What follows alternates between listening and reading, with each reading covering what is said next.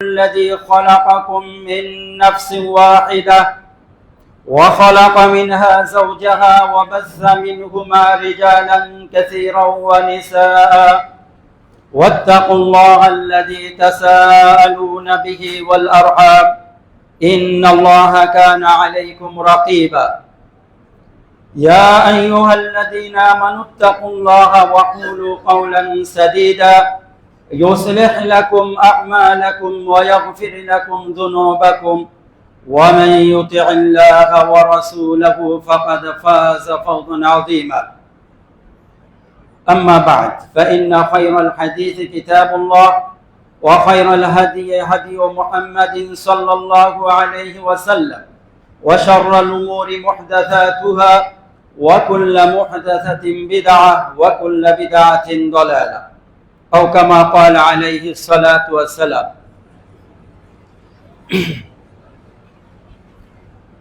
সম্মানিত উপস্থিতি, আমরা সর্বপ্রথম আল্লাহ রাব্বুল আলামিনের প্রশংসা করছি, অতঃপর সালাত ও সালাম পাঠ করছি আমাদের নবী, প্রিয় নবী মুহাম্মদ সাল্লাল্লাহু আলাইহি ওয়াসাল্লামের উপর, যিনি আমাদেরকে আল্লাহ রাব্বুল আলামিনের দ্বীন কিভাবে পালন করতে হবে, কিভাবে প্রতিষ্ঠা করতে হবে, কিভাবে বিশ্বময় দ্বীনকে ছড়িয়ে দিতে হবে সেই দীক্ষা দিয়েছেন। আল্লাহুম্মা সাল্লি আলাইহি আল্লাহুম্মা বারিক আলাইহি। সম্মানিত উপস্থিতি, আমাদের আজকের জুমার আলোচনার বিষয় হলো ইকামতে দ্বীনের পরিচয় এবং ইকামতে দ্বীন করার ধাপসমূহ। বিষয়টি আজকের জুমায় বাছাই করার প্রধান কারণ হলো আমাদের এই দ্বীনের কিছু জিনিস আছে বিকৃতির শিকার হয়েছে এবং যার চেহারাকে নষ্ট করা হয়েছে, ভুলভাবে উপস্থাপন করা হয়েছে, তার ভিতরে একটি জিনিস হলো ইকামতে দ্বীন। এজন্য আজকের জুমার আলোচনার বিষয়বস্তু রেখেছি ইকামতে দ্বীনের পরিচয় এবং এই ইকামতে দ্বীন বাস্তবায়ন করার বিভিন্ন ধাপসমূহ। ইকামতে দ্বীন কি, এই জিনিস বোঝার জন্য দুইটা জিনিস বুঝতে হয়। ইকামতে দ্বীন, একটা হলো ইকামা আর একটা হলো দ্বীন। এই দুইটা জিনিস মিলে ইকামতে দ্বীন গঠিত হয়েছে। এই শব্দটা গ্রহণ করা হয়েছে কোরআনুল কারীম থেকে। কোরআনুল কারীমের সূরাতুশ শূরাতে আল্লাহ রাব্বুল আলামিন বলতেছেন, শারা'a লাকুম মিনাদ দ্বীন মা ওয়াসা বিহি নূহান ওয়াল্লাযী আওহাইনা ইলাইক ওয়া মা ওয়াসাইনা বিহি ইব্রাহিম ওয়া মূসা ওয়া ঈসা আন আকিমুদ দ্বীন ওয়া লা তাতাফাররাকু ফীহি কাবুরা আলাল মুশরিকিনা মা তাদউহুম ইলাইহি ওয়াল্লাহু ইয়াজতাবি ইলাইহি মান ইয়াশা। আল্লাহ রাব্বুল আলামিন এই আয়াতের ভিতরে বলতেছেন, শারা'a লাকুম মিনাদ দ্বীন, হে নবীর উম্মত, তোমাদের জন্য আল্লাহ রাব্বুল আলামিন দ্বীন অনুমোদন করেছেন। মা ওয়াসাইনা বিহি নূহা, যেই দ্বীনের ওসিয়ত করেছি আমি নূহকে, যেই দ্বীন প্রেরণ করেছি আমি আপনার কাছে, আমি যেই দ্বীনের ওসিয়ত করেছি ইব্রাহিমকে, মূসাকে, ঈসাকে, কি বলেছি? আন আকিমুদ দ্বীন, দ্বীন প্রতিষ্ঠা করো, ওয়া লা তাতাফাররাকু ফীহি, এবং এই দ্বীনের ভিতরে বিভক্তি তৈরি করো না। দ্বীন প্রতিষ্ঠা করতে বলেছে এবং বিভক্তি সৃষ্টি করতে নিষেধ করেছে। এখন আমাদের জানতে হবে দ্বীন কি এবং দ্বীন কিভাবে প্রতিষ্ঠা করতে হয়। এরপর আল্লাহ রাব্বুল আলামিন বলতেছেন, কাবুরা আলাল মুশরিকিনা মা তাদউহুম ইলাইহি, হে নবী, আপনি মুশরিকদেরকে যেদিকে আহ্বান করেন সেটা মুশরিকদের কাছে খুবই কঠিন ঠেকে, তারা বরদাস্ত করতে পারে না। মুশরিকদেরকে আল্লাহ রাসূল সাল্লাল্লাহু আলাইহি সাল্লাম যেদিকে আহ্বান করেছেন এবং মুশরিকরা যেটা বরদাস্ত করতে পারে নাই, সেই জিনিসটা কি? সেটা হলো তাওহীদ। সেটা কি? তাওহীদ। আমরা কুরআনুল কারীমের বিভিন্ন জায়গায় দেখি, যখন আল্লাহ রাসূল সাল্লাল্লাহু আলাইহি সাল্লাম তাওহীদের দিকে, ইখলাসের দিকে, ঈমানের দিকে মানুষকে আহ্বান করেছেন, তখন তারা বলেছিল আজআলাল আলিহাতা ইলাহা ওয়াহিদা, মুহাম্মদ কি এত ইলাহকে এক ইলাহে পরিণত করে ফেললো? ইন্না হাযা লাশাইউন আজীব, নিশ্চয়ই এটা খুবই আশ্চর্যজনক বিষয়। এত ইলাহকে এক ইলাহ বানিয়ে ফেললো। আল্লাহ রাসূল সাল্লাল্লাহু আলাইহি সাল্লাম আহ্বান করেছেন এক ইলাহের দিকে, আল্লাহর ইখলাসের দিকে, আল্লাহর ইবাদতের দিকে। তারা বিভক্ত হয়েছিল একাধিক ইলাহে, আল্লাহর ইখলাস ত্যাগ করেছিল। এটা মুশরিকদের কাছে খুব কঠিন ঠেকত।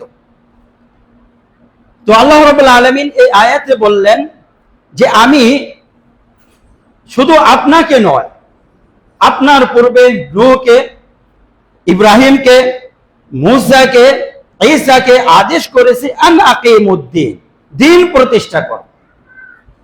দ্বীন কি জিনিস? আল্লাহ রাসূল সাল্লাল্লাহু আলাইহি ওয়াসাল্লাম আমাদেরকে দ্বীন বুঝানোর জন্য কিছু সময় বেশ কিছু উদাহরণ পেশ করেছে। আমরা সেই উদাহরণের আলোকে দ্বীনটা বুঝি, তারপরে আশা করি আমাদের কাছে বিষয়গুলো খুবই স্পষ্ট হবে। ইবনে ওমর রাদিয়াল্লাহু তাআলা আনহু থেকে বর্ণিত, রাসূল সাল্লাল্লাহু আলাইহি সাল্লাম বলেন বুনিয়াল ইসলামু আলা খামসিন, শাহাদাতি আল্লা ইলাহা ইল্লাল্লাহ ওয়া আন্না মুহাম্মাদান রাসূলুল্লাহ ওয়া ইকামিস সালাতি ওয়া ইতাইজ যাকাতি ওয়াল হজ্জি ওয়া সাওমি রমাদান, বুখারী ওয়া মুসলিম।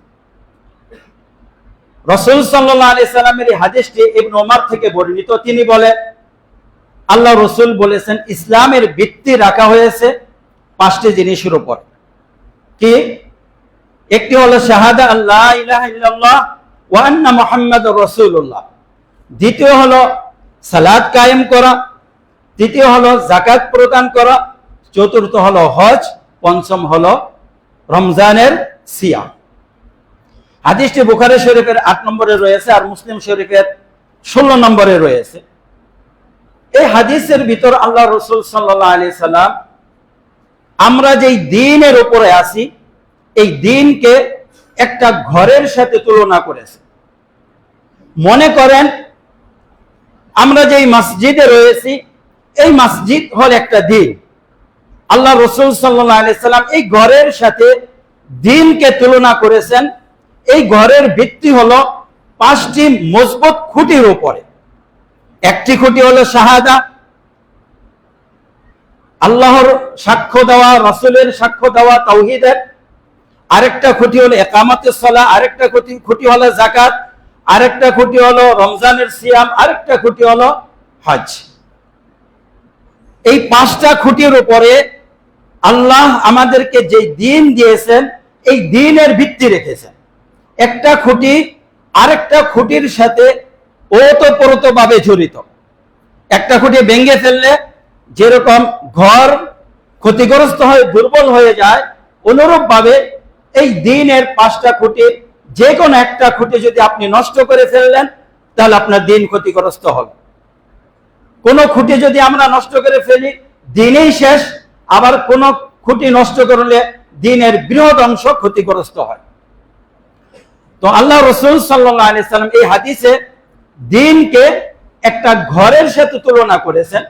আমাদেরকে আল্লাহ রাব্বুল আলামিন বলেছেন ইয়া আইয়ুহাল্লাযীনা আমানু দুখুলু ফিস সিলমি কাফা, হে মুসলিমগণ, হে ঈমানদারগণ, তোমরা দ্বীনের ভিতরে পরিপূর্ণরূপে প্রবেশ করো। দ্বীনের যে ঘর রয়েছে, দ্বীনের যে চৌহদ্দি রয়েছে, এর ভিতরে পরিপূর্ণরূপে ঢুকে যাও। অর্ধেক ঢুকবে, অর্ধেক বাইরে থাকবে, এমন যেন না হয়। কিছু মানবে কিছু মানবে না, এমন যেন না হয়। উদখুলু ফিস সিলমি কাফা, পরিপূর্ণরূপে প্রবেশ করো। এরপরে আল্লাহ রাসূল সাল্লাল্লাহু আলাইহি সাল্লাম আরেকটা হাদিসের ভিতরে এই দ্বীনের উদাহরণ একটা গাছের সাথে তুলনা করেছেন। সেটি আবু হুরায়রা রাদিয়াল্লাহু তাআলা আনহু থেকে বর্ণিত। তিনি বলেন, আল ঈমানু বিদ'উ ওয়া সাবউনা শু'বা ফাআফদালুহা কাওলু লা ইলাহা ইল্লাল্লাহ ওয়া আদনাহা ইমাতাতুল আযা আনিত তারিক ওয়াল হায়াউ শু'বাতুম মিনাল ঈমান। একটা বড় বৃক্ষের সাথে আল্লাহ রাসূল সাল্লাল্লাহু আলাইহি সাল্লাম দ্বীনকে তুলনা করেছেন। যে বড় বৃক্ষের ছায়া থাকে, ওই ছায়ার নিচে মানুষ আরাম করতে পারে, রৌদ্রের তাপ থেকে আশ্রয় গ্রহণ করতে পারে, এরকম একটা বৃক্ষের সাথে তুলনা করেছেন, যে বৃক্ষের অনেক শাখা প্রশাখা রয়েছে। এখানে আল্লাহ রাসূল বলেছেন এই বৃক্ষের সবচেয়ে কাণ্ড বা মজবুত শাখাটা হলো লা ইলাহা ইল্লাল্লাহ। এরপরে আরেকটি শাখা হলো ইমাতাতুল আযা আনিত তারিক, রাস্তা থেকে কষ্টদায়ক জিনিস দূর করাও ওই দ্বীনের ওই বৃক্ষের একটা শাখা। আরেকটা হলো ওয়াল হায়াউ শু'বাতুম মিনাল ঈমান, লজ্জাও হলো ওই ঈমানের, ওই ঈমান নামক বৃক্ষের একটি শাখা। তো আল্লাহ রাসূল সাল্লাল্লাহু আলাইহি সাল্লাম এখানে বৃক্ষের সাথে তুলনা করে আমাদেরকে সেই বৃক্ষকে কেন্দ্র করে বৃক্ষের ভিতরে থাকতে বলেছেন, সেটার থেকে বের হইতে নিষেধ করেছেন। আমরা যেন সেই বৃক্ষের ভিতরে থেকে সূর্যের তাপ থেকে নিজেকে রক্ষা করি, ওই ঘরের ভিতরে থেকে ঘরের বাইরে ঝড় তুফান রোদ বৃষ্টি যা রয়েছে সেগুলো থেকে নিজেকে আত্মরক্ষা করি। এবার লক্ষ্য করি আল্লাহ রাসূল সাল্লাল্লাহু আলাইহি সাল্লাম এই দ্বীনকে কিভাবে বাস্তবায়ন করেছেন, এগুলো দ্বীন কিভাবে হলো সেটা জানিয়ে আবার আরেকটা হাদিস থেকে। আমরা এই হাদিসটা সবাই জানি, সেটা হলো হাদিসে জিবরিল। সবাই তো নাম শুনছি হাদিসে জিবরিল, তাই না? সবাই নাম শুনছি হাদিসে জিবরিল, যেটা মিশকাত শরীফের প্রথম হাদিস, মুসলিম শরীফের সম্ভবত 7 নম্বর হাদিস, আবার বুখারী শরীফে বিভিন্ন জায়গায় এই হাদিসটা সেই কিতাবুল ঈমান কিতাবুল ইলম থেকে নিয়ে কয়েক জায়গায় ছোট ছোট করে উল্লেখ করেছেন হাদিসে জিবরিল। হাদিসে জিবরিল কি? হাদিসে জিবরিল হলো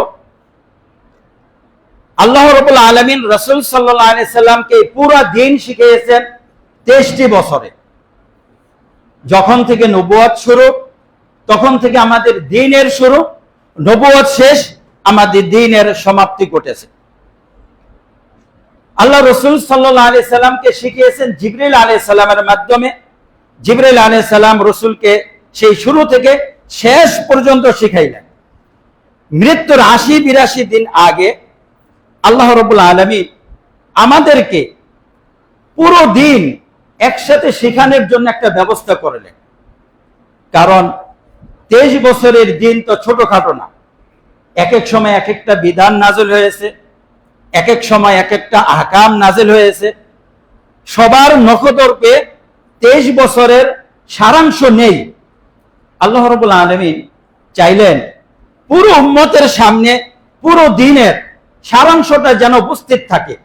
23 বছরে আমি কি শিখাইলাম মুহাম্মদকে, 23 বছর মুহাম্মদ তার উম্মতকে কি শিখালো। এজন্য আল্লাহ রাব্বুল আলামিন একটা ব্যবস্থা করলেন, এমন ব্যবস্থা করলেন যেটা মানুষ যেন না বলে। গুরুত্বপূর্ণ বিষয়, একটা আয়োজন করলেন। কি আয়োজন? জিবরিল আলাইহিস সালাতু ওয়াস সালামকে দিয়ে আয়োজন করলেন যে তুমি যাও মানুষের আকৃতি ধরে, এবং এমন অবস্থায় যাও যেন সবারই মনে দাগ কেটে থাকে ওই রকম একটা ঘটনা ঘটেছে। জিবরিল আলাইহিস সালাতু ওয়াস সালাম রাসূল সাল্লাল্লাহু আলাইহি সাল্লাম ভর মজলিসে বসে আছেন, এমন সময় আসলেন। কি অবস্থায় আসলেন? সাদা পোশাক আশাক, যুবক, পোশাকের ভিতরে কোনো ভাঁজ নেই, কোনো ময়লা নেই। এই অবস্থা দেখে ওমর রাদিয়াল্লাহু তাআলা আনহু আশ্চর্য বোধ করলেন। যে জিবরিল আমাদের মাঝে এমন অবস্থায় এসেছে, যুবক অবস্থায়, কুচকুচে কালো চুল, ধবধবে সাদা পোশাক, আমরা কেউ চিনি নাই, আমরা কেউ তাকে চিনতে পারিনি। আমাদের ভিতরে একটা উৎসাহের সৃষ্টি হলো, লোকটা কে? তার পোশাক আশাকে, চেহারা শুরুতে বোঝা যাচ্ছে সে মদিনার কেউ না, দূর থেকে এসেছে। কারণ মদিনার লোক হইলে আমরা জানতাম, চিনতাম, দূর থেকে এসেছে। কিন্তু দূর থেকে আসলে কাপড়ে ময়লা থাকবে, উটের উপরে সাওয়ার হয়ে আসবে, ঘোড়ার উপরে সাওয়ার হয়ে আসবে, সফরের একটু চেহারায় ক্লান্তি থাকবে, আমরা একটু বলবো যে আপনি ফ্রেশ হয়ে আসেন, সেই ধরনের কোনো আলামতও নেই। মনে হয় এই মাত্র ইস্ত্রি করা কাপড় চোপড় পরে রসুলের সামনে এসে উপস্থিত হলো। তো যাই হোক, জিবরাইল আলাইহিস সালাতু ওয়াস সালাম উপস্থিত হলেন। উপস্থিত হয়ে সবার সামনে জিজ্ঞেস করলেন, ইয়া মুহাম্মদ আখবিরনি আনিল ইসলাম, হে মুহাম্মদ আমাকে ইসলাম সম্পর্কে বলুন, ইসলাম কি জিনিস? আল্লাহ রাসূল সাল্লাল্লাহু আলাইহি সাল্লাম ইসলাম সম্পর্কে সংজ্ঞা দিলেন, জানালেন, ইসলাম হলো আন তাশহাদা আল্লা ইলাহা ইল্লাল্লাহ ওয়া আন তুকিমাস সালাহ ওয়া তুতিয়াজ যাকাত ওয়া তাসুমা রমাদান ওয়া তাহুজ্জাল বাইত ইন ইসতাতা'তা ইলাইহি সাবিলা। সাক্ষ্য দিবে আল্লাহ এবং তার রাসূলের, সালাত কায়েম করবে, যাকাত দেবে, সিয়াম রাখবে, হজ করবে। ইসলাম,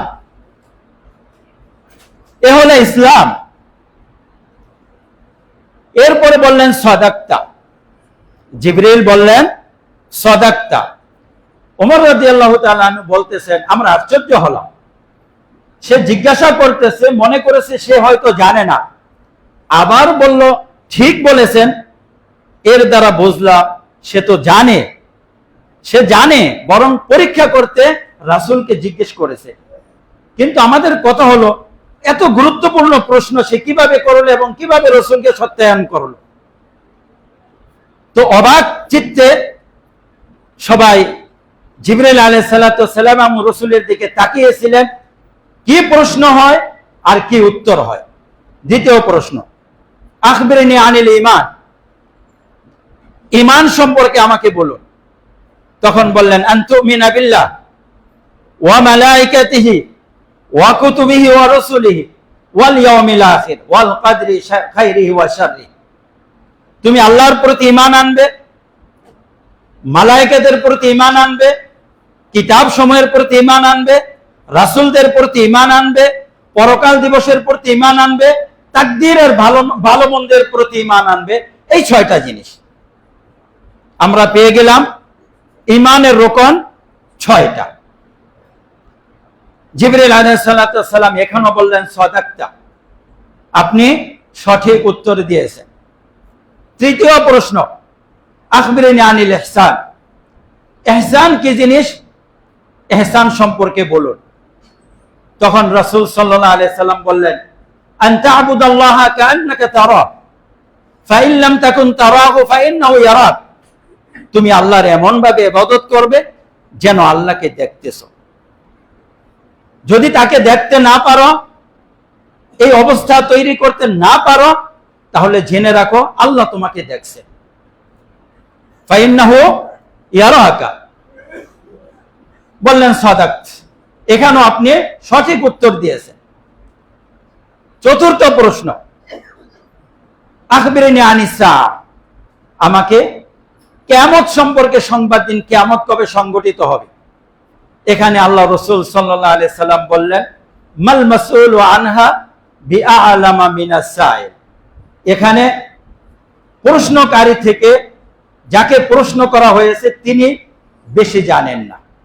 প্রশ্নকারী যতটুকু জানেন, যাকে জিজ্ঞেস করা হয়েছে তিনিও ততটুকু জানেন, খালাস। এরপরে বললেন কিছু কিয়ামতের আলামত বলেন। এরপর আল্লাহ রাসূল সাল্লাল্লাহু আলাইহি সাল্লাম কিয়ামতের কিছু আলামত বললেন, যে তুমি দেখবে পিতামাতার অবাধ্য হবে এবং গরিবদেরকে দেখবে তারা ধনী হয়ে যাবে, ইত্যাদি কয়েকটা কথা বললেন। ঘটনা এখানে শেষ। ওমর রাদিয়াল্লাহু তাআলা আনহু এরপরে চলে গেলেন, বললেন ফালাবিস্তু মালিয়া, কয়েকদিন অবস্থান করলাম, 2-3 দিন। এরপরে রাসূল সাল্লাল্লাহু আলাইহি সাল্লাম আমাকে ডেকে বললেন, ইয়া ওমর আতাদরি মানিস সাইল, তুমি কি জানো ওই প্রশ্নকারী কে ছিল? তখন ওমর রাদিয়াল্লাহু তাআলা আনহু বললেন, আল্লাহু ওয়া রাসূলুহু আ'লাম, আল্লাহ এবং তার রাসূল ভালো জানেন।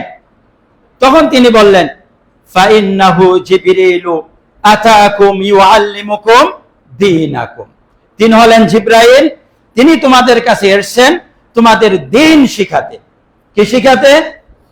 দ্বীন শিখাতে। তাহলে আমরা দ্বীনের সংজ্ঞা পেয়ে গেলাম। দ্বীনের সংজ্ঞা পেলাম। দ্বীনের সমষ্টি কি? ইসলাম। দ্বীনের সমষ্টি কি? ঈমান। দ্বীনের সমষ্টি কি? ইহসান। ইসলামের রোকন 5টা, ঈমানের রোকন 6টা, ইহসানের রোকন 2টা। ইহসানের রোকন 2টা। এই পুরো দ্বীনকে আল্লাহ রাসূল সাল্লাল্লাহু আলাইহি সাল্লাম কখনো বলেছেন বুনিয়ান, একটা ঘরের সাথে তুলনা করেছেন, আবার কখন আল্লাহ রাসূল সাল্লাল্লাহু আলাইহি সাল্লাম একটা বড় বৃক্ষের সাথে তুলনা করেছেন যে তোমরা এই বৃক্ষের ভিতরে থাকো। সম্মানিত উপস্থিতি, আমরা যে কোরআনুল কারীমের আয়াত পড়েছিলাম, আন আকিমুদ্দিন, তোমরা দ্বীন কায়েম করো, এই দ্বীনের অর্থ কি? এই দ্বীনের অর্থ হলো এই যে আমাদের সামনে যে দ্বীন রয়েছে সেই দ্বীন। আমাদের সামনে যে দ্বীন রয়েছে এই দ্বীন হলো সেই দ্বীন।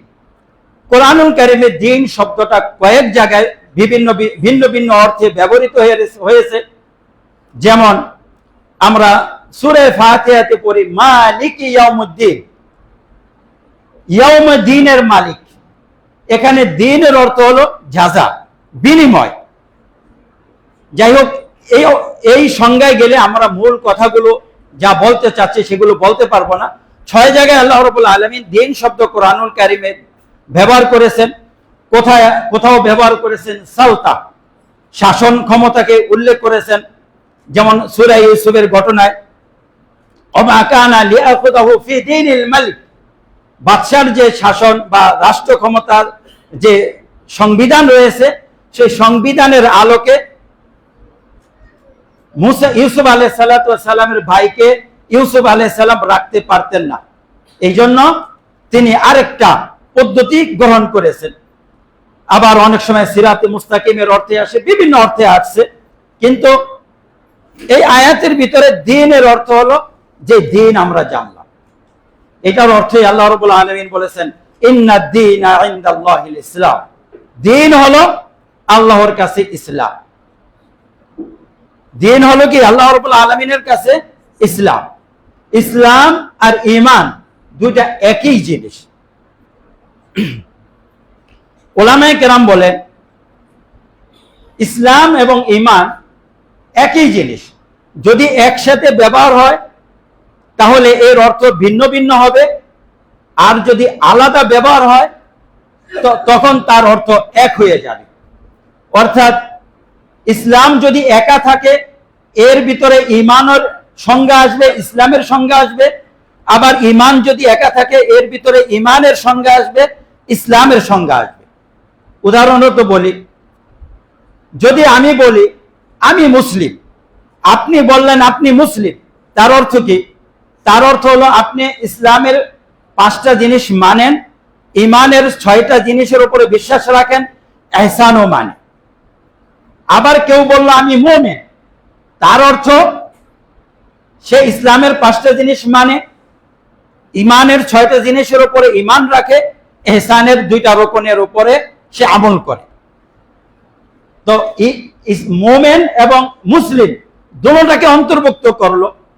আর কেউ যদি বলে আমি মুসলিম এবং মুমিন, তখন অর্থ হবে, মুসলিম অর্থ হবে আমি ইসলামের 5টা জিনিস মানি, আর মুমিনের অর্থ হবে আমি ঈমানের 6টা রকম মানি, বিশ্বাস করি। এজন্য 2টা শব্দ একসাথে ব্যবহার হলে আমরা আলাদা আলাদা অর্থ নেব। আর যদি শুধু কোথাও ইসলাম ব্যবহার হয়েছে তখন এর অর্থ ঈমান করব, ইসলাম করব। আবার কোথাও ঈমান ব্যবহার হয়ে থাকলে তার অর্থ ইসলাম করব, ঈমান করব। এটাকে আরবিতে বলে ইদাজতামা ইফতারাকা ওয়া ইদাফতারাকা ইজতামা। একসাথে ব্যবহার হলে ভিন্ন ভিন্ন অর্থ দেয়, আবার ভিন্ন ভিন্ন ব্যবহার হলে একসাথে অর্থ দেয়। এরকম শব্দ অনেক আছে। তার ভিতরে একটা শব্দ রয়েছে যিকর ওয়া দোয়া, জিকির এবং দোয়া, এগুলো এরকম। জিকিরের ভিতরে দোয়া রয়েছে, দোয়ার ভিতরে জিকির রয়েছে। তো আমরা বলতেছিলাম আল্লাহ রাব্বুল আলামিন বললেন আন আকিমুদ্দিন, তোমরা দিন কায়েম করো।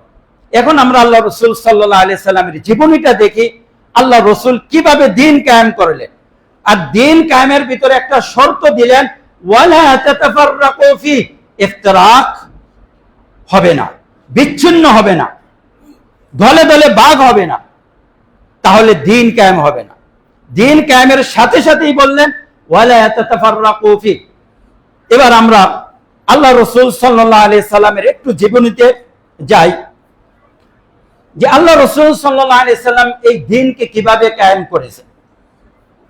আমরা লক্ষ্য করি রাসূল সাল্লাল্লাহু আলাইহি সাল্লামের উপর যখন ওহী নাযিল হয়, ইকরা বিসমি রাব্বিকাল্লাযী খলাক, প্রথম সূরা, হে আল্লাহ রাসূল আপনি পড়েন যে রব আপনাকে সৃষ্টি করেছেন তার নামে। এই ওহী নাযিল করে আল্লাহ রাসূলকে নবী ঘোষণা দিলেন। এর পরের সূরা নাযিল করলেন, পরের সূরা বলা হয় নুন আল কালামি ওয়া মা ইয়াসতুরুন। আর তৃতীয় নম্বর সূরা হলো সূরাতুল মুদ্দাসসির। নাযিলের দিক দিয়ে একটা হলো আমাদের মুসহাফে কোরআনুল কারীমের সূরার তারতিব, এখানে সূরা ফাতিহা, সূরা বাকারা, সূরা আলে ইমরান, সূরা নিসা, সূরা মাইদা, সূরা আনআম, এভাবে রয়েছে 114টা সূরা। আরেকটা হলো নাযিলের তারতিব, প্রথম কোন সূরা নাযিল হয়েছে।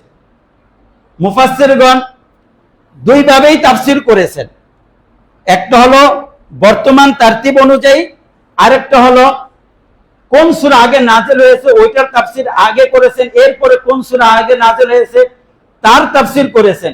এই তাফসীরকে বলা হয় তাফসীর অফ সিরা, অর্থাৎ রাসূলের সিরতের সাথে মিল রেখে রেখে সূরার তাফসীর করে গেছে।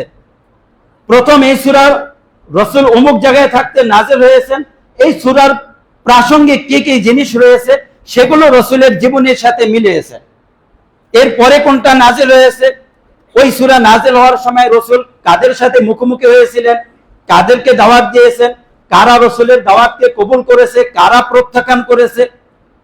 তো যদি এইভাবে আমরা কোরআনুল কারীমের তাফসীরটা জানি, তাহলে আমরা রাসূলের দাওয়াতের যে ধারাবাহিকতা আছে সেটা সুন্দরভাবে বুঝতে পারি, এবং বুঝতে পারি রাসূল সাল্লাল্লাহু আলাইহি সাল্লাম কখন কার সাথে কিসের সম্মুখীন হয়েছেন, অর্থাৎ তার পুরো জীবন।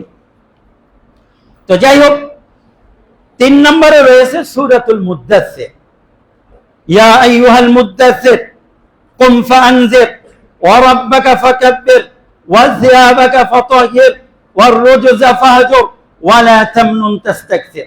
ইয়া আইয়ুহাল মুদ্দাসসির, হে কম্বলওয়ালা, কুম ফাআনজির, দাঁড়াও সতর্ক করো, ওয়া রাব্বাকা ফাকাব্বির, তোমার রবের বরত্ব বয়ান করো, ওয়া সিয়াবাকা ফাতাহহির, তোমার পোশাক পবিত্র করো, ওয়ার রুজজা ফাহজুর, শিরক ত্যাগ করো।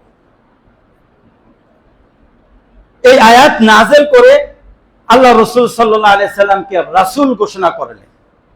আর আগের আয়াত দিয়ে রাসূলকে নবী ঘোষণা করা হয়েছিল, এই আয়াত দিয়ে তিনি রাসূল স্বীকৃতি পেলেন। এই যে আল্লাহ রাসূল সাল্লাল্লাহু আলাইহি সাল্লাম দাঁড়িয়েছেন, দাঁড়ানোর পরে কিসের দাওয়াত দিয়েছিলেন? লা ইলাহা ইল্লাল্লাহ। বিভিন্ন সময় বিভিন্ন গোত্রকে বিভিন্ন ভাবে দাওয়াত দিয়েছেন, সবগুলোর সার মর্ম ছিল লা ইলাহা ইল্লাল্লাহ।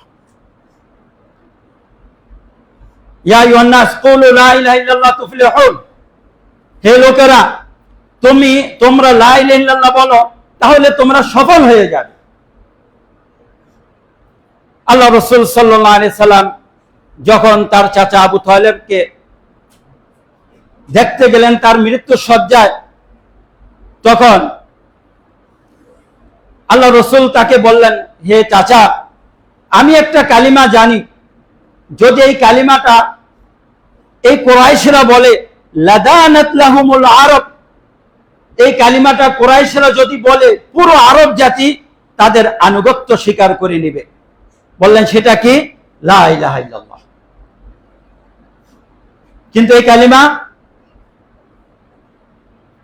তার চাচা কোন এক হিকমতের কারণে বলেননি, কুরাইশরা বলেনি, যে কারণে যারা বলেনি তারা আরবদের আনুগত্য পায়নি, তারা মারা গেছে, তারপরে কুরাইশরা আরবদের আনুগত্য পেয়েছে।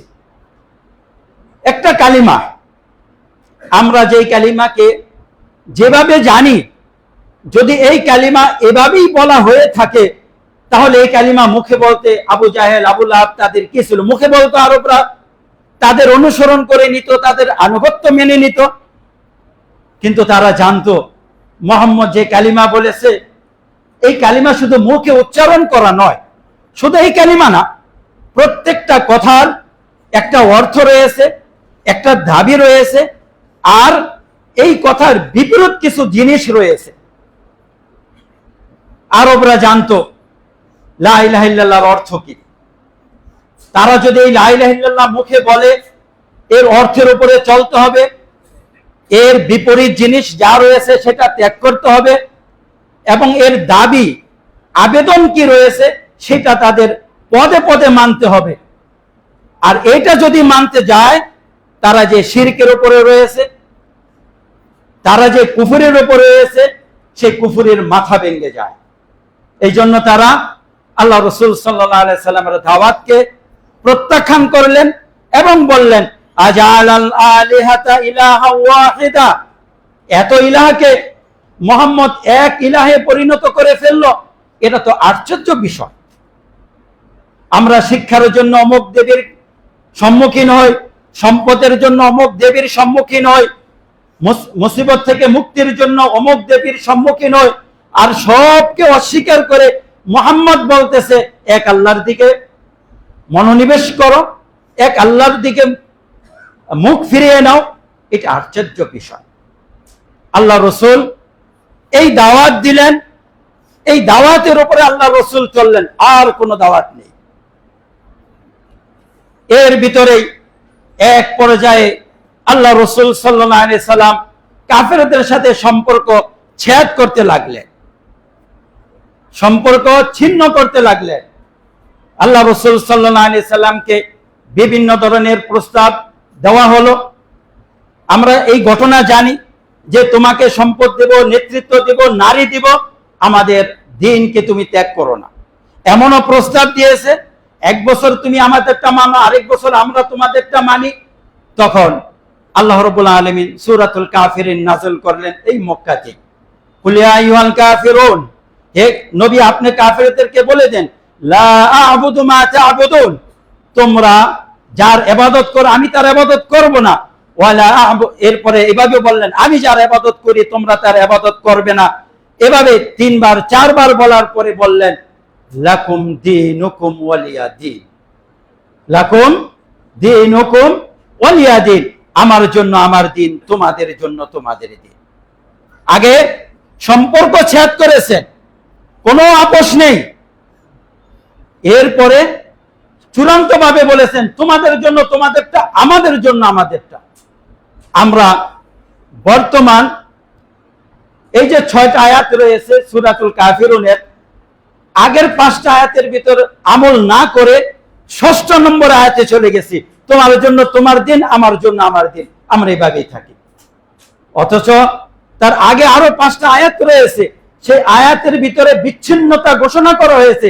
কুফর আর ঈমান এক হতে পারে না, শিরক আর তাওহীদ এক হতে পারে না, দুই ধর্ম একসাথে যায় না, বিচ্ছিন্ন হতে হবে। তোমারটার সাথে তোমার সম্পর্ক, আমারটার সাথে আমাদের সম্পর্ক। তো আল্লাহ রাসূল সাল্লাল্লাহু আলাইহি সাল্লাম তাদের কোন সমঝোতায় অংশগ্রহণ করেন নাই। এভাবে আল্লাহ রাসূল সাল্লাল্লাহু আলাইহি সাল্লাম আর রাহিকুল মাখতুম অনুযায়ী 3 বছর গোপনে দাওয়াত দিলেন। কেউ কেউ অন্য কথা বলেছেন 2 বছর গোপনে দাওয়াত ছিল। যাই হোক, যেহেতু ঐতিহাসিক বিষয়, আল্লাহ রাসূল এক সময় গোপনে দাওয়াত দিয়েছেন। এরপরে প্রকাশ্যে দাওয়াত দেওয়া শুরু করলেন মক্কার লোকদেরকে। 10 বছর প্রকাশ্যে মক্কার লোকদেরকে দাওয়াত দিলেন। রসুলের চাচা আবু তালেব মারা গেল, তার একটা হাত ভেঙে গেল। স্ত্রী মারা গেল, আর একটা হাত ভেঙে গেল। অর্থাৎ কাফেরদের পক্ষ থেকে রাসূলকে যিনি আশ্রয় দিতেন, সমর্থন দিতেন, তিনি মারা গেলেন। মক্কার কাফেররা রাসূলকে কিছু বলতেন না, যেহেতু আবু তালেব তাদের গ্রুপে, আবু তালেব যেহেতু তাদের গ্রুপেই রয়েছে, এই জন্য তারা আবু তালেবের চাচাকে, আবু তালেবের ভাস্তাকে তেমন কিছু করেনি। কেননা আবু তালেব তাদের উপরে রাগ করবে, উনি একটা লিডার। এমনকি আবু তালেবকে এমন প্রস্তাবও দেওয়া হয়েছিল, ওয়ালিদের ছেলে হারিস ইবনে ওয়ালিদ খুবই সুদর্শন ছিল, বুদ্ধিমত্তার অধিকারী ছিল। এক সময় রসুল আবু তালেবের কাছে প্রস্তাব নিয়ে গেল যে, আবু তালেব, তুমি আমাদের ছেলে হারিসকে নিয়ে যাও আর তোমার ভাতিজা মুহাম্মদকে দিয়ে দাও। অর্থাৎ আমাদের ছেলে তোমাদের ছেলে হিসাবে থাকবে, ওর প্রতি আমাদের দাবি নাই, তুমি তোমার ভাতিজার মোকাবেলায় তাকে ভাতিজা হিসেবে লালন পালন করো, আর তোমার মুহাম্মদকে আমাকে দিয়ে দাও। বললো মুহাম্মদকে নিয়ে কি করবে? হত্যা করে ফেলবো। তোমাকে তো একটা বিনিময় দিয়েই দিলাম, আদান প্রদান। তখন আবু তালেব বললেন, খুব ভালো কথা বলেছ, তোমাদের সন্তানকে আমি দুধ দিয়ে ভাত দিয়ে পালবো, আর আমাদের সন্তানকে তোমরা নিয়ে জবাই করবে। খুব সুন্দর প্রস্তাব নিয়ে আসছো। এই প্রস্তাব প্রত্যাখ্যান করলে আবু তালেবকে এভাবে আল্লাহ রসুল সাল্লাল্লাহু আলাইহি সাল্লাম, মানে আল্লাহ রসুল সাল্লাল্লাহু আলাইহি সাল্লামকে আবু তালেব এভাবে আশ্রয় দিয়েছিল। আবু তালেব মারা গেল, আবার স্ত্রী খাদিজা তিনিও মারা গেলেন একই বছর, যেটাকে ঐতিহাসিকগণ বলেন আমুল হুজন, চিন্তার বছর, দুঃখের বছর। এই বছরে আল্লাহ রসুলের দুঃখ ছিল। এরপরে যখন এই দুইটা হাত আল্লাহ রসুলের ভেঙে গেল, দুইটা শক্তি নষ্ট হলো, কুরাইশদের মাঝে তার কোনো মর্যাদা ছিল না।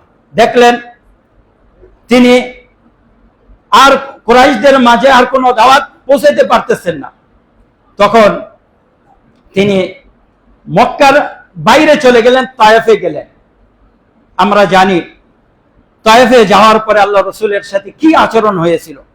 তখন কিন্তু সালাত নাযিল হয়নি, সালাত পড়তেন, কিন্তু এই 5 ওয়াক্ত সালাত আল্লাহর পক্ষ থেকে ফরজ করা হয়নি। এক কালিমার উপরে দাওয়াত চলতেছে, এক কালিমার উপরে মানুষকে আহ্বান করা হচ্ছে। আল্লাহ রসুল তায়েফে গেলেন, সেখানে কি ঘটনা হয়েছে আমরা জানি। ফিরে আসলেন, তার মন খুবই ভারাক্রান্ত ছিল। একজনের আশ্রয়ে আল্লাহ রসুল মক্কাতে ঢুকলেন। এরপরে আল্লাহ রাব্বুল আলামিন রাসূল সাল্লাল্লাহু আলাইহি সাল্লামকে এতটা দুঃখের মাঝখানে তাকে মেরাজ এবং ইসরার মাধ্যমে সম্মানিত করলেন। নবুয়তের 10ম বছর ইসরা এবং মেরাজ হলো। এত কষ্টের পরে আল্লাহ রাব্বুল আলামিন তাকে সম্মানিত করলেন, তাকে ইসরা করাইলেন এবং মেরাজ করাইলেন। মেরাজ হলো মসজিদে হারাম থেকে বাইতুল মাকদেস পর্যন্ত নিয়ে গেলেন, এরপরে বাইতুল মাকদেস থেকে উর্দু আকাশে নিয়ে গেলেন, সেটাকে বলা হয় মেরাজ। এবং ওখানে আল্লাহ রাব্বুল আলামিন তার উপরে 5 ওয়াক্ত সালাত ফরজ করলেন। আমরা ঘটনা জানি। এই 5 ওয়াক্ত সালাত ফরজ করার পরে মক্কায় আসলেন। আবু বকর রাদিয়াল্লাহু তাআলা আনহু তাকে সত্যায়ন করলো, অনেকে চিন্তা করলো, এজন্য ওখান থেকে আবু বকর রাদিয়াল্লাহু তাআলা আনহুর নাম পড়ে গেল সিদ্দিক। এই ঘটনা আমরা জানি। বলার উদ্দেশ্য হলো 10ম বছর সালাত ফরজ হলো। ওই যে আল্লাহ রাব্বুল আলামিন তার রাসূলের মাধ্যমে দ্বীনকে একটা ঘরের সাথে তুলনা করেছেন। একটা ভিত্তি ঠিক করতে, একটা ভিত্তিকে প্রচার করতে 10টা বছর সময় নিয়েছে। এর সাথে আর কোনো ভিত্তির কাজ করেন নাই। কেননা বিভিন্ন জায়গায় মন দিলে ওইটা মজবুত হবে না। এই জন্য আমরা গুরুত্বপূর্ণ কাজ যখন করি, সব কাজ বাদ দিয়ে গুরুত্বপূর্ণ কাজে যখন থাকি তখন আর অন্য কোনো জায়গায় মনোযোগ দেই না, বলে এই কাজটা সবাই মিলে করিনি, এটা সবচেয়ে গুরুত্বপূর্ণ, তারপরে অন্য কাজ করব। 10টা বছর সময় নিয়েছেন, মানুষের অন্তর তৈরি করেছেন, মানুষকে নাপাক থেকে শিরিক থেকে পবিত্র করেছেন। এরপরে সালাত আসলো, 5 ওয়াক্ত সালাত, তারপরে আসলো জিবরিল আলাইহিস সালাতু ওয়াস সালাম রাসূলকে ওযু করা শিখাইলেন। এরপরে সালাত, 5 ওয়াক্ত সালাত পড়তে লাগলেন। তারপরে হিজরত করে মদিনায় আসলেন। মদিনায় আসার পরে দ্বিতীয় হিজরিতে যাকাত ফরজ হলো, দ্বিতীয় হিজরিতে সিয়াম ফরজ হলো। তাহলে সিয়াম চলে আসলো, যাকাত চলে আসলো, আর মক্কাতে ছিল শাহাদা লা ইলাহা ইল্লাল্লাহ। এরপরে 8ম হিজরিতে যখন ফাতে মক্কা হলো তখন হজ ফরজ হলো, কিংবা 10ম হিজরিতে হজ ফরজ হলো যখন আল্লাহ রসুল হজ করলেন। তাহলে আমরা লক্ষ্য করি যে এই যে আল্লাহ রসুল সাল্লাল্লাহু আলাইহি সাল্লাম ইসলামের 5টা ভিত্তির কথা বললেন, আমরা দেখতেছি শুধু শাহাদা লা ইলাহা ইল্লাল্লাহর জন্য সময় গেছে 10 বছর, তারপরে সালাত আসলো, তারপরে যাকাত আসলো মদিনাতে, সওম আসলো মদিনাতে, পঞ্চমে মৃত্যুর আগে আসলো হজ, মৃত্যুর আগে আসলো হজ। এ হলো আল্লাহ রসুল সাল্লাল্লাহু আলাইহি সাল্লামের দ্বীনের ধারাক্রম। যখন আল্লাহ রসুল সাল্লাল্লাহু আলাইহি সাল্লাম মদিনাতে গেলেন, মদিনাতে যাওয়ার পরে মুসলিমদের সাথে মুসলিমদের ভ্রাতৃত্ব করে দিলেন। এরপরে লক্ষ্য করলেন যে মদিনায় শুধু মুসলিমরা থাকে না, অমুসলিমরাও থাকে, অমুসলিমরাও থাকে। এই যে মদিনার এই পাশে বনু নদীর বনু কায়নকা, আরেকটা রয়েছে কি বলে বনু কুরাইজা, মদিনার পাশে 3টা ইহুদিদের বড় গোত্র ছিল। ওরা যদিও সংখ্যায় কম ছিল কিন্তু যুদ্ধে পারদর্শী ছিল, এবং মদিনায় আউস খাজরাজের চেয়ে অর্থ সম্পদ তাদের বেশি ছিল। তারা শিক্ষিত সমাজ ছিল, তারা ছিল ব্যবসায়ী, শিক্ষিত এবং যুদ্ধে পারদর্শী।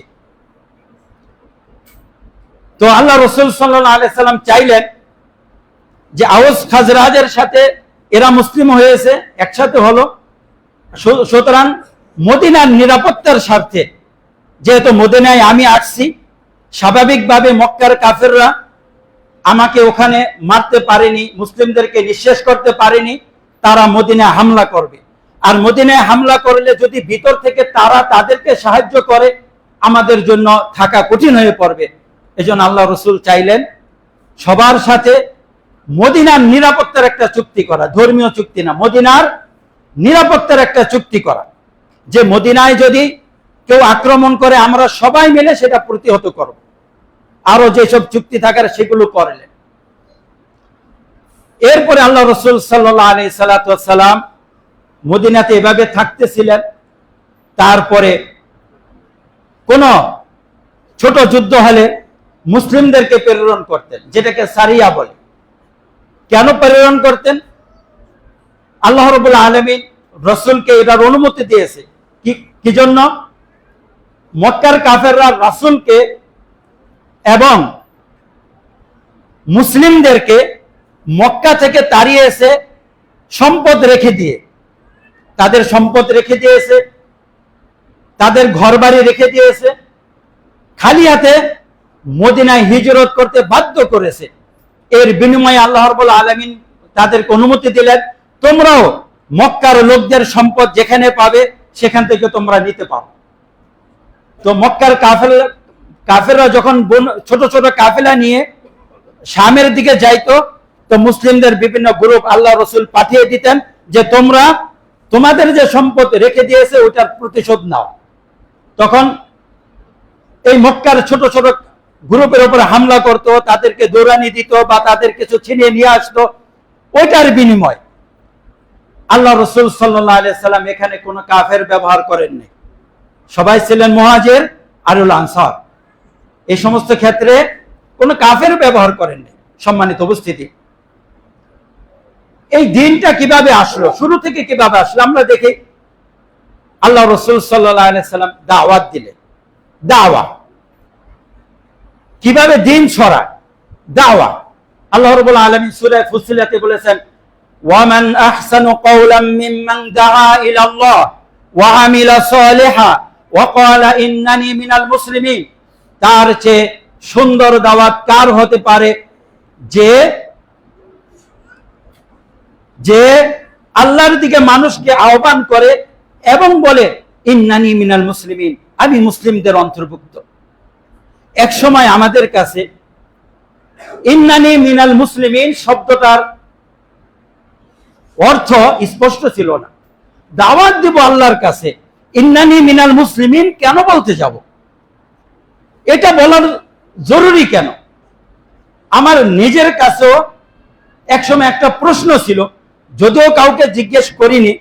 একটা প্রশ্ন ছিল, দাওয়াত দেব আল্লাহর দিকে, আমি মুসলিম এটা বলবো কেন? এটার মর্ম এখন বুঝে আসে, যখন দেখি সবাই আল্লাহর দিকে দাওয়াত দেয় আর নিচে নিজের পরিচয় তুলে ধরে, ব্যানার নিয়ে দাওয়াত দেয়, আমি আল্লাহর দিকে দাওয়াত দিয়েছি, আমি কিন্তু অমুক।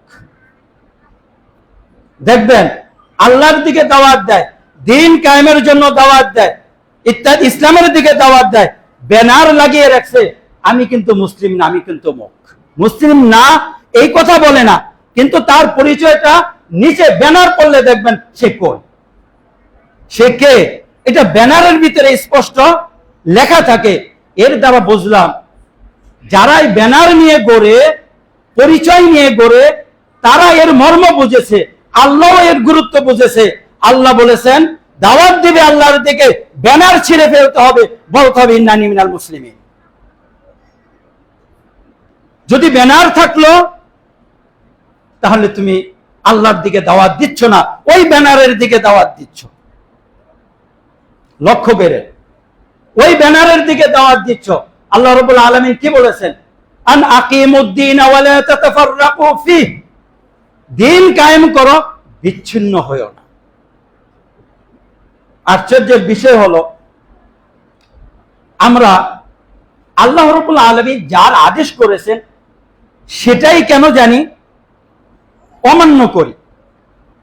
একটা ভালো উদাহরণ দেখেন, যাকাত, যেটা টাকা দিয়ে দেওয়ার কথা, যাকাত যেটা টাকা দিয়ে দেওয়ার কথা, সেটা আমরা কাপড় কিনে দেই, কি বলেন, কাপড় কিনে দেই না, ইত্যাদি কিনে দেই। আর সদকাতুল ফিতর যেটা খাবার দিয়ে দেওয়ার কথা, সেটা আমরা টাকা দিয়ে দিতে মরিয়া হয়ে যায়, এটা টাকা দিয়ে দিই। অথচ অনেক আলেম বলেছেন রাসূলের যুগে কেউ টাকা দিয়ে দেয়নি। আমরাও যেটা বলি, টাকা দিয়ে দিলেই সদকাতুল ফিতর হবে না। তারপরও মানুষ বিভিন্ন হিলা বাহানা খুঁজবে, না খেয়ে মরতেছে, টাকা দিলে বেশি উপকার হবে, টাকা দিলে সমস্যা কি, অমুকে টাকা দিয়ে দিলে বৈধ আছে বলেন, আমরা সদকাতুল ফিতর টাকা দিয়ে দিই। অথচ যাকাতের সময় টাকা দিয়ে দেওয়ার কথা, সেখানে কাপড় খুঁজি, সেখানে লুঙ্গি খুঁজি, গামছা খুঁজি, ইত্যাদি খুঁজি। যেখানে আল্লাহ রাব্বুল আলামিন দিন কায়েম করার কথা বলেছেন এবং বলেছেন ওয়ালা তাতাফাররাকু, ইফতারাক হয়ো না, বিচ্ছিন্ন হয়ো না, আমরা দিন কায়েম করতে গিয়ে বিচ্ছিন্ন হয়ে যায়। শুধু এখানে না, আল্লাহ রাব্বুল আলামিন আরো অনেক আয়াতের ভিতরে বলেছেন, দেখেন, ওয়া আতাসিমু বিহাবলিল্লাহি জামিয়ান ওয়ালা তাফাররাকু, তোমরা সবাই আল্লাহ রাব্বুল আলামিনের রজ্জুকে একসাথে ধরো, বিচ্ছিন্ন হয়ো না। কারণ বিচ্ছিন্ন হলে একসাথে ধরার অর্থ থাকে না। আবার বলেছেন ওয়া আন্না হাযা সিরাতি মুস্তাকিমান ফাত্তাবিউ ওয়া লা তাত্তাবিউস সুবুলা ফাতাফাররাকা বিকুম আন সাবিলি, এটা হলো আমার রাস্তা, এর অনুসরণ করো, অন্যান্য রাস্তার অনুসরণ করো না। আবার বলেছেন ইন্নাল্লাযীনা ফাররাকু দীনাহুম ওয়া কানু শিয়া, যারা তাদের নিজকে দিনকে ভিন্ন ভিন্ন ভাগ ভাগ টুকরো টুকরো করেছে, লাস্তা মিনহুম ফি শাইইন, আপনি তাদের সাথে নয়। আবার বলেছেন ওয়ালা তাকুনু মিনাল্লাযীনা ওয়ালা তাকুনু মিনাল মুশরিকিন মিনাল্লাযীনা ফাররাকু দীনাহুম ওয়া কানু শিয়া, আপনি মুশরিকদের মতো হবেন না যারা তাদের দ্বীনকে টুকরো টুকরো করে দিয়েছে। দ্বীনকে টুকরো টুকরো করার মানে কি? আল্লাহ রাসূল সাল্লাল্লাহু আলাইহি সাল্লাম যে ঘরে আমাদেরকে থাকতে বলেছেন, যে গাছের নিচে, ছায়ার নিচে আমাদেরকে থাকতে বলেছেন, আমরা দিন কায়েম করার জন্য ওই ঘর থেকে বের হয়ে 10 হাত দূরে চলে যাই, 1 মাইল দূরে গিয়ে আরেকটা ঘর তৈরি করি। এখানে 10 হাত দূরে গিয়ে একজন একটা ঘর তৈরি করলো, ওখানে 1 মাইল দূরে গিয়ে আরেকটা ঘর তৈরি করলো, এখানে আরেকটা ঘর তৈরি করে এই মূল ঘর থেকে বেরিয়ে আলাদা ঘর তৈরি করে আলাদা ঘরের নাম দিয়ে ওখানে থেকে থেকে বলতেছে আমরা দিন কায়েম করি, আসো একসাথে হই, আসে একসাথে হই। ও বলতেছে ওখান থেকে আমার এখানে আসো, দিন কায়েম করি। ও বলতেছে ওখানে আমার এখানে আসো, ওই ঘরকে আল্লাহর দিনকে কায়েম করি। ওখান থেকে 10 হাত দূরে ও বলতেছে আসো আমার কাছে, আমরা দিনকে কায়েম করি। আবার ওরা ওই দূরে থেকে 2-4টা একসাথে ঐক্যও করে, ঘরে ফিরে আসে না। ঐক্য কিভাবে হবে? ঐক্য হলো আমাদের দাওয়াত, হে ভাই তুমি এখান থেকে ওই ওদিকে বের হয়ে আলাদা নাম গ্রহণ করেছ, তোমার আলাদা সদস্য আছে, তোমার আলাদা জাকাত আছে, তোমার আলাদা সদকার খাত আছে, তোমার আলাদা সবকিছু আছে। ওগুলো ত্যাগ করে, ওইটা বিলুপ্ত করে যেই ঘর থেকে বের হয়ে আসছো ওই ঘরে ঢুকে যাও, তোমার ঐক্য তৈরি হয়ে গেল। আমরা ওকে বলবো তোমার ওই দল বিলুপ্ত করে ওই ব্যানার ছিঁড়ে যেই ঘর থেকে বেরিয়েছো ওই ঘরে চলে আসো। ওই ঘর তৈরি করার যে বাণী ছিল তাকে ছুঁড়ে মেরে রসুলের ঘরে চলে আসো। ওই ঘর যে তৈরি করেছে, যে তৈরি না হলে তোমার ঘর তৈরি হতো না, ওই ঘর ছুঁড়ে মেরে তুমি তোমার পরিচয় বিলুপ্ত করে রসুলের পরিচয় চলে আসো, সব এখানে ঢুকে যাও, তাহলে ঐক্য হয়ে গেল।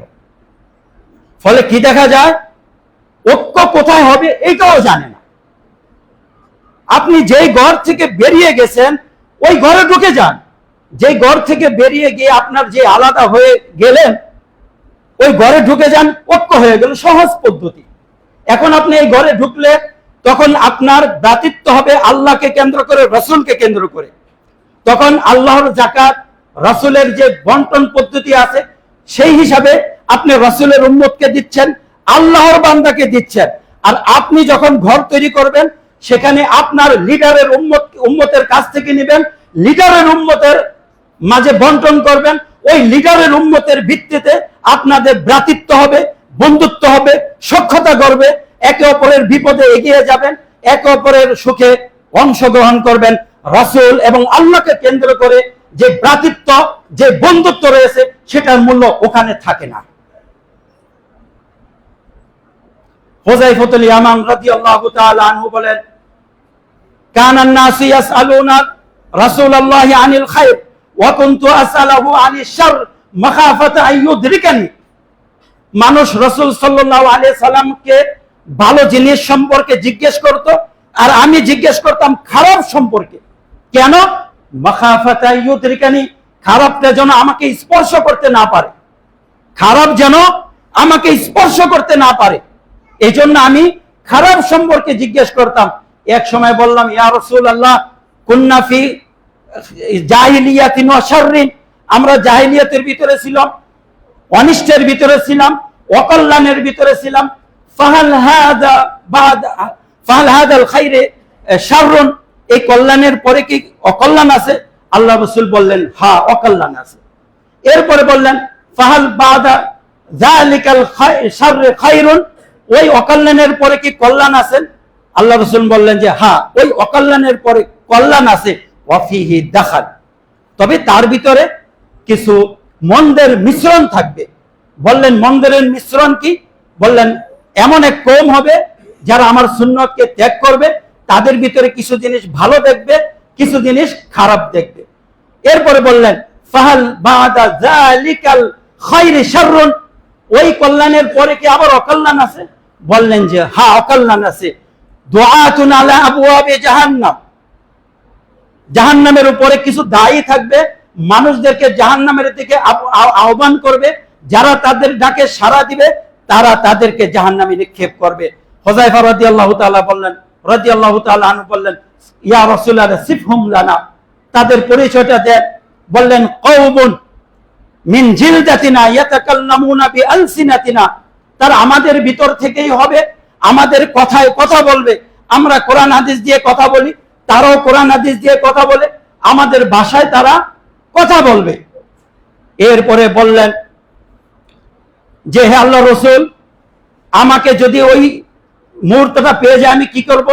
বললেন তালজাম জামাআতাল মুসলিমিনা ওয়া ইমামাহুম, মুসলিমদের জামাতকে আঁকড়ে ধরো, তাদের ইমামকে আঁকড়ে ধরো। বললেন ফাইল্লাম তাকুন লাহুম জামা ওয়ালা ইমামা, যদি মুসলিমদের কোনো জামাত এবং ইমাম না থাকে, আল্লাহ রাসূল বললেন ফাতাজিলিল ফিরাকা কুল্লাহা, তুমি সব দলকে ত্যাগ করো, সব দলকে ত্যাগ করবে। ওয়ালাউ আন তাআদ্দা বিআসলি শাজারাতিন, যদিও তোমার প্রয়োজন পড়ে গাছের শিকড় আঁকড়ে ধরতে, সেটাও করো। দাঁত দিয়ে গাছের শিকড় আঁকড়ে ধরবে, তারপরে তুমি কোন ফেরকার দিকে যাবে না। হাত্তা ইউদরিকাল মাউত, যেন তোমাকে মৃত্যু আয়সা সেখানে স্পর্শ করে এবং তুমি তার উপরেই থাকবে।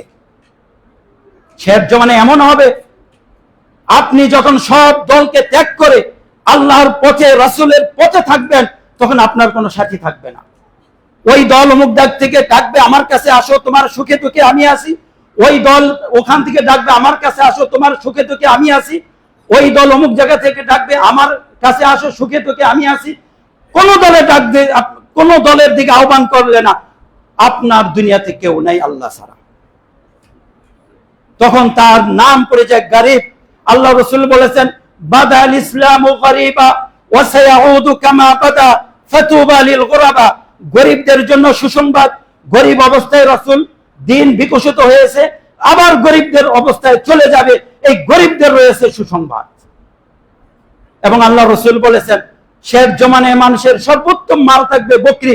এই বিভিন্ন ফেরকা বন্দিতে সে দিশেহারা হয়ে বকরি নিয়ে পাহাড়ের উপরে চলে যাবে, বকরির দুধ দহন করবে আর তার দুধ খাবে, সেখানে তার দিন নিয়ে ভেগে যাবে।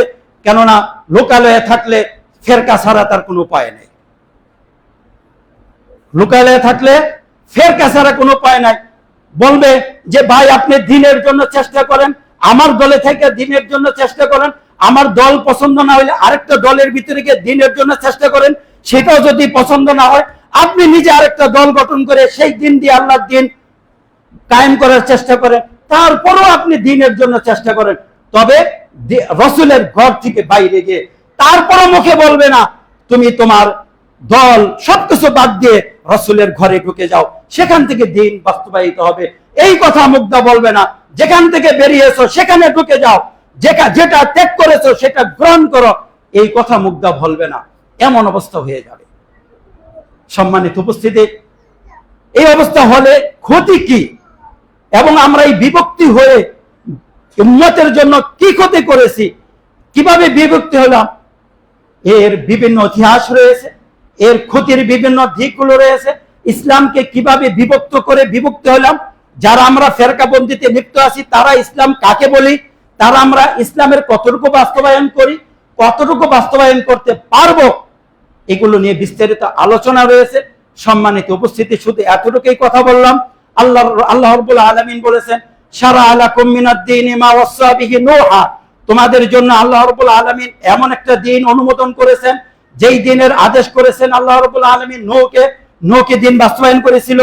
80 জন লোক নিয়ে 950 বছর দাওয়াত দিয়ে দিনকে বাস্তবায়ন করেছিল। অবশ্যই করেছিল, অবশ্যই দিন বাস্তবায়ন করেছিল। দিনের সংজ্ঞা কি? হাদিসে জিবরিল।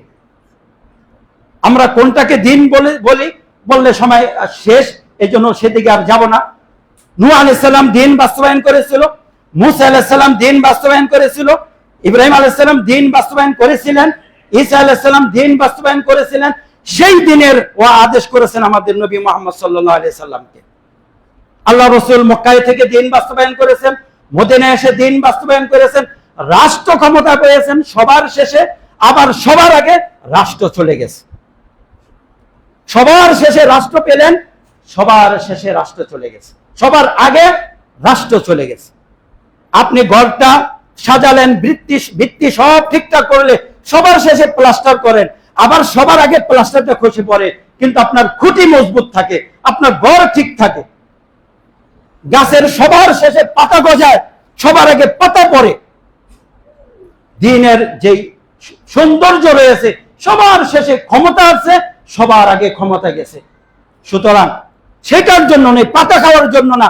ওইটা গুরুত্বপূর্ণ আমাদের কাছে, কিন্তু পাতা খাওয়াই আমরা নিজের মূল লক্ষ্য স্থির করব না, ওই গাছের পাতা খেতে হবে তা নয়, বরং গাছের শিকড়কে আঁকড়ে ধরতে হবে, গাছের ছায়া নিতে হবে, গাছ থেকে উপকৃত হবে।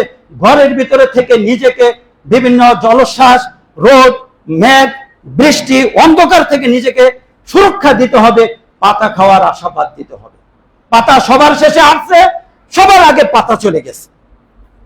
খেলাফত আলা মিনহাজুন নবুওয়া কত বছর ছিল? মাত্র 30 বা 40 বছর ছিল। উমাইয়া খেলাফত ছিল 92 বছর। এরপর আব্বাসী খেলাফত ছিল 500 কত বছর। ওসমানী খেলাফত ছিল কত বছর, যেগুলো খেলাফত আলা মিনহাজুন নবুওয়াতে ছিল না। সম্মানিত উপস্থিতি, আমার কথা এখানেই শেষ। আল্লাহ রাব্বুল আলামিন যে দ্বীনের কথা বলেছেন, দ্বীন বুঝতে হবে। দ্বীন কি? দ্বীন হলো এই বিষয়গুলো, এই বিষয়গুলো আমাদেরকে বাস্তবায়ন করতে হবে। এই বিষয়গুলো যদি বাস্তবায়ন করি, বাকিটা আল্লাহ আমাদেরকে দিয়ে দিবেন। বাকিটা আল্লাহ আমাদেরকে দিয়ে দিবেন। কিভাবে দিবেন, কিভাবে ভোগ করছি সেটা আমরা জানি না। না জানার কারণে ওই পাতা খাওয়ার জন্য ওদিকে তাকিয়ে রয়েছি। সুতরাং যদি আমরা নিজের গোড়া মজবুত না করে, পাতাও কবলে ঝুটবে না, নিজের অস্তিত্বও টিকবে না। আমরা সম্মানিত মুসলিয়ানে কেরাম দ্বীনকে সুন্দরভাবে বুঝবো, বুঝে আল্লাহর রাসূলের ঘর, আল্লাহ যে উদাহরণ দিয়েছে সেই দ্বীনের ভিতরে থেকে দ্বীনকে প্রতিষ্ঠা করার, দ্বীনকে পালন করার চেষ্টা করব। যেভাবে আল্লাহ রাসূল সাল্লাল্লাহু আলাইহি সাল্লাম পালন করেছেন, আল্লাহ রাসূল দাওয়াত দিয়েছেন, তাবলীগ করেছেন, আমর বিল মারুফ নাহি আনিল মুনকার করেছেন, জিহাদ করেছেন। এর বাইরে আর কোনো কিছু করা যাবে না। যেগুলো আল্লাহ রাসূল করেছেন এর বাইরে আর কিছু করা যাবে না। সম্মানিত, যদি সেগুলো করি আমরা শয়তানের পদ্ধতিতে চলে গেলাম। আল্লাহ রাব্বুল আলামিন আমাদেরকে তার দ্বীন বুঝে, দ্বীনের ভিতর থেকে দ্বীনকে ধারণ করা, দ্বীনকে প্রতিষ্ঠা করা এবং দ্বীনকে এই দুনিয়ার আনাচে কানাচে প্রচার করার, পৌঁছে দেওয়ার তৌফিক দান করুন। আমিন ইয়া রাব্বাল আলামিন। ওয়া সাল্লাল্লাহু তাআলা আলা নাবিয়িনা ওয়া ইমামিনা মুহাম্মদ ওয়া আলা আলিহি ওয়া সাল্লাম।